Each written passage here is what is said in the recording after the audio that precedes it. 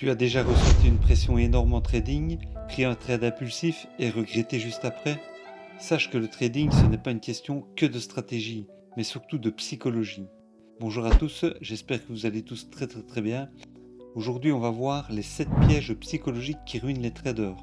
Donc c'est une vidéo un petit peu différente des autres pour vous parler de ces 7 pièges dont nous avons tous été un jour ou l'autre confrontés lors de notre parcours de trading. On va les détailler et on va voir comment les éviter. Le premier piège, c'est le FOMO, Fear of Missing Out, la peur de rater une opportunité. Le marché explose, t'as peur de ne pas être dedans, ça c'est le FOMO. Tu rentres sans avoir analysé, n'importe où, te dis c'est bon, ça part, je rentre dedans. La peur de manquer un trade gagnant pousse à entrer trop tard, souvent au pire moment. T'achètes au sommet, tu vas au plus bas. Alors comment tu peux éviter ça? Tu acceptes qu'il y a toujours d'autres opportunités, il y a toujours un train qui part à un moment ou à un autre sur un actif ou l'autre. Il faut un plan précis et ne jamais dévier de ton plan. La solution, mettre des alertes plutôt que de fixer l'écran pendant des heures. Piège numéro 2, le trade revenge, se venger du marché. Tu viens de perdre un trade et tu veux récupérer ta perte tout de suite. C'est une très mauvaise idée.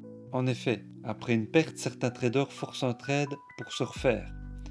Conséquence, ils ne regardent pas les setups, ils rentrent n'importe où et la perte est encore beaucoup plus conséquente. Comment l'éviter? On accepte les pertes comme un coût normal du business. On prend une pause obligatoire après une grosse perte.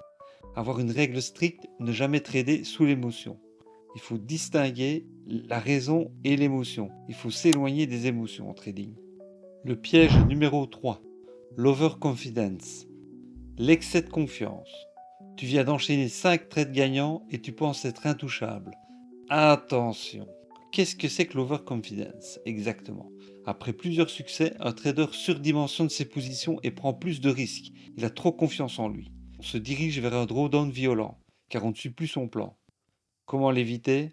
On reste humble, même après une série gagnante, on respecte toujours son money management. Il faut se rappeler qu'aucun trade n'est sûr à 100%. Piège numéro 4. Fear of losing, la peur de perdre. Tu as peur d'appuyer sur le bouton? Tu doutes de ton setup? Certains traders hésitent trop, sortent trop tôt ou ne prennent pas un trade parfait par peur de perdre. Conséquence, manque de confiance et manque d'opportunité. Comment l'éviter? Il faut accepter que perdre fait partie du trading. Suivre un plan strict et ne pas laisser la peur décider. Faire du backtesting pour avoir confiance dans ses stratégies. Piège numéro 5. Get rich quick. L'illusion de devenir riche rapidement. T'as mis all-in sur un trade parce que t'as vu un gars sur TikTok devenir millionnaire en un mois. Croire qu'en quelques semaines, on va multiplier son capital par 10. Conséquence, surendettement, burn-out, explosion du compte. Comment l'éviter? Accepter que le trading est un marathon, pas un sprint. Se fixer des objectifs réalistes et mesurables. Travailler sa discipline et sa constance. Dis-toi bien que tu as deux solutions. Soit tu deviens riche lentement, soit tu t'appauvris rapidement. Une petite aparté. Faire un x10 sur un capital en quelques semaines, c'est tout à fait possible sur les crypto-monnaies. Mais c'est de la spéculation pure et dure et ça n'arrive qu'à un certain moment du cycle des crypto-monnaies, notamment durant le bull run. Tu peux très bien faire un x10, mais sache que ce n'est pas la majorité du temps que c'est ponctuel. Piège numéro 6. Ego trading. L'ego au centre des décisions.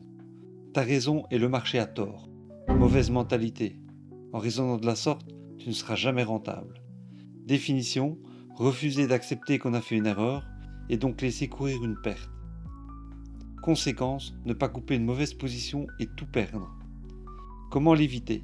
Accepter que le marché a toujours raison. Il faut fixer un stop loss strict et s'y tenir sans discuter. Être flexible et prêt à s'adapter. Un bon trader laisse courir ses trades et coupe ses positions rapidement. Il vaut mieux se couper un doigt plutôt qu'un bras. Piège numéro 7. FUD. Fear, Uncertainty, Doubt. La peur, l'incertitude et le doute. Tu as vu une mauvaise news sur Twitter et t'as paniqué? Définition.